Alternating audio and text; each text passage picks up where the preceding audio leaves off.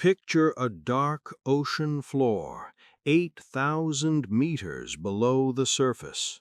A fiber-optic cable sits there, thin as a garden hose but carrying 99% of all international data flowing between continents.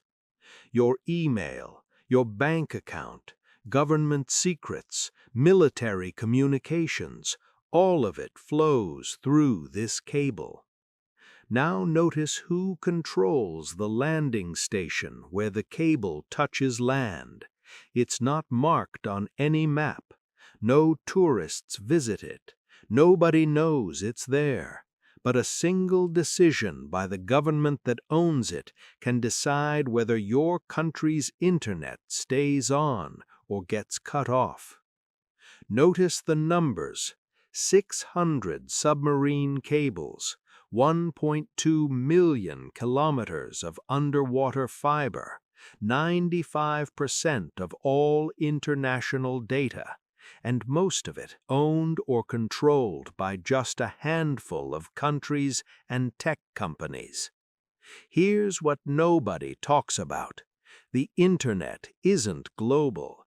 It has borders, invisible borders.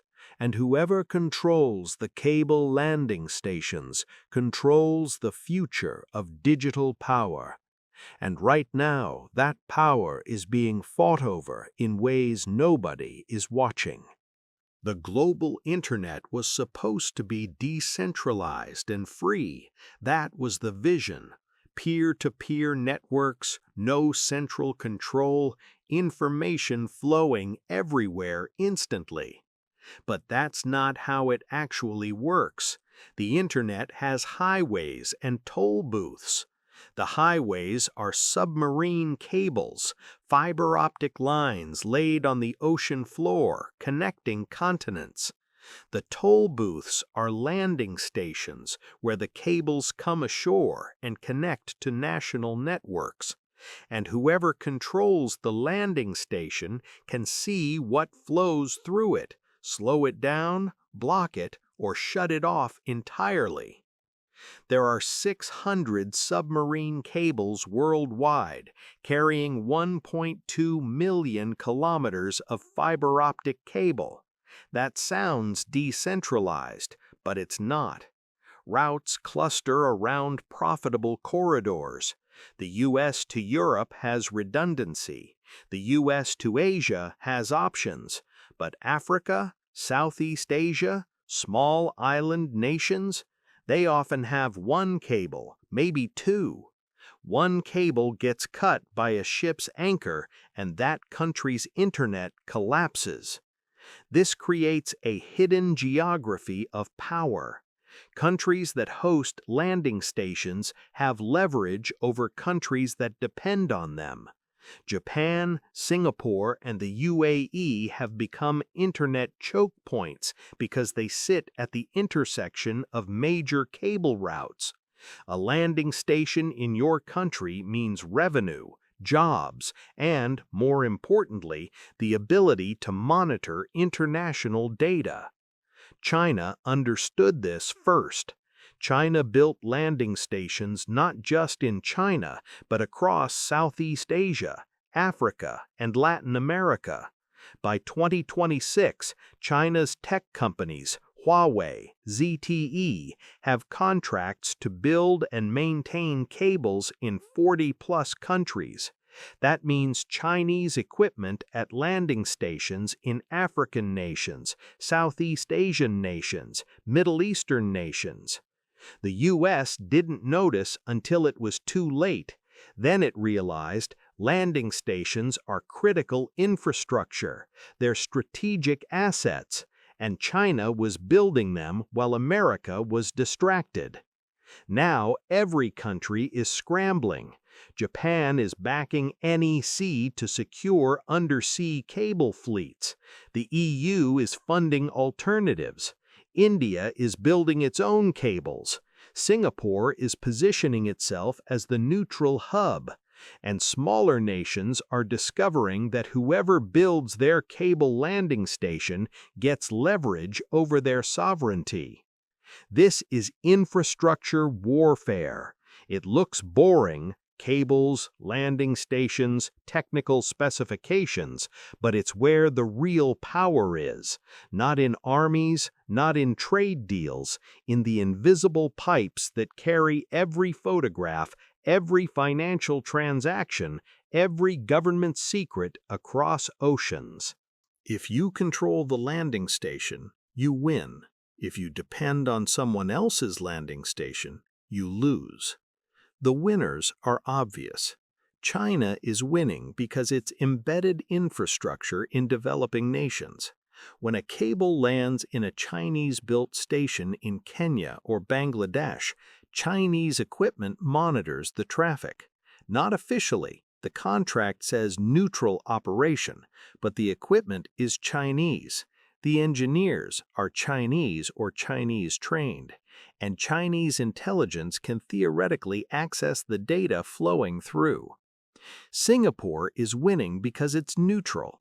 Countries don't trust America or China, so they route through Singapore. Singapore has built itself into the Internet's Switzerland, the place where everyone's data passes through because nobody wants to choose sides. Japan is winning because it's securing supply chains. Japan realized that if China controls undersea cable infrastructure, Japan's data flows through Chinese equipment.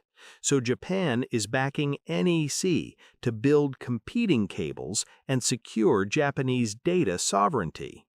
The UAE is winning because it's positioning as a regional hub. The UAE has invested in landing stations across the Indian Ocean and Red Sea, creating a gateway for Middle Eastern and African data. But here's the darker picture.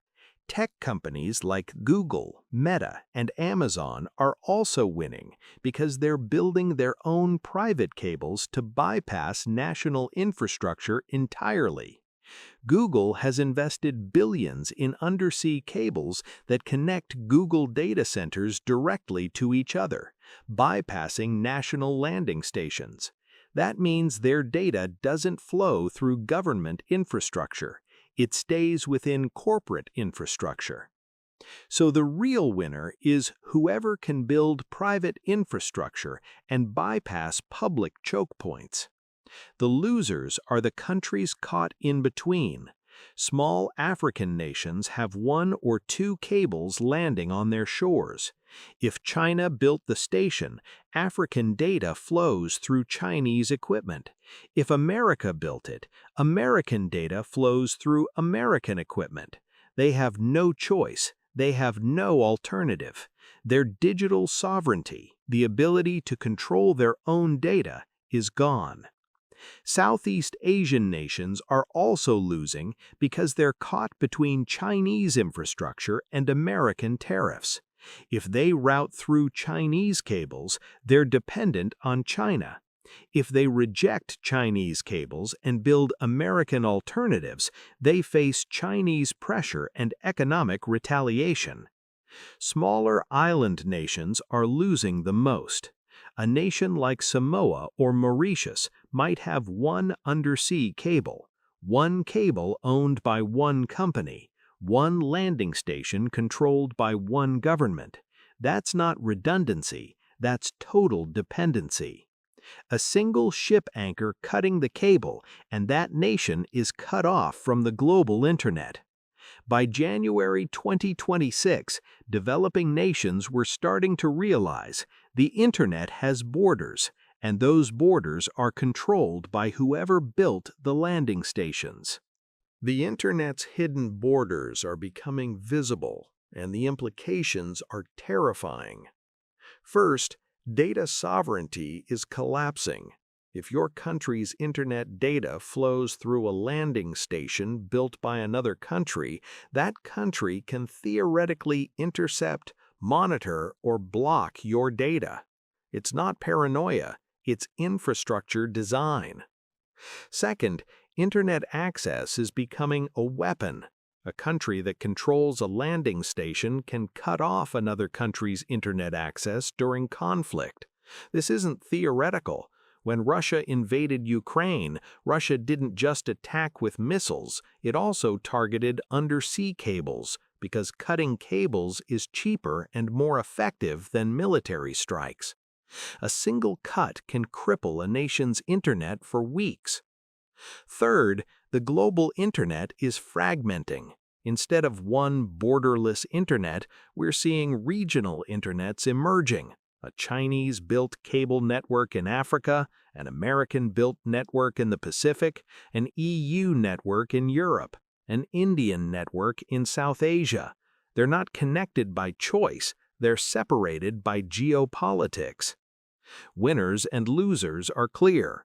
Winners, countries that build infrastructure and tech companies that bypass public infrastructure. Losers, small nations with no choice, countries dependent on hostile powers infrastructure, and ordinary internet users who don't even know their data is routed through geopolitical chokepoints. The cruelest part is this: cable landing stations are invisible. Most people don't know they exist. Most governments don't understand the strategic implications until it's too late. A nation discovers its primary internet cable is Chinese-owned only after it's already been built and connected. By January 2026, the scramble was intense. Every country wanted alternatives. Every country wanted to build redundancy. But infrastructure is expensive. Cables cost hundreds of millions of dollars. Building alternatives takes years. Most countries can't afford it. So they're trapped. Their internet data flows through infrastructure they didn't build, controlled by governments they didn't choose, monitored by equipment they don't understand, and there's no way to change it without massive investment and years of delay. The internet was supposed to free information. Instead, it created invisible borders controlled by whoever built the cables and landing stations, and most of the world has no choice but to accept it. The real internet revolution won't be about faster speeds or more data. It will be about who controls the landing stations where the cables come ashore. That's where digital power lives. That's where the internet's hidden borders are drawn.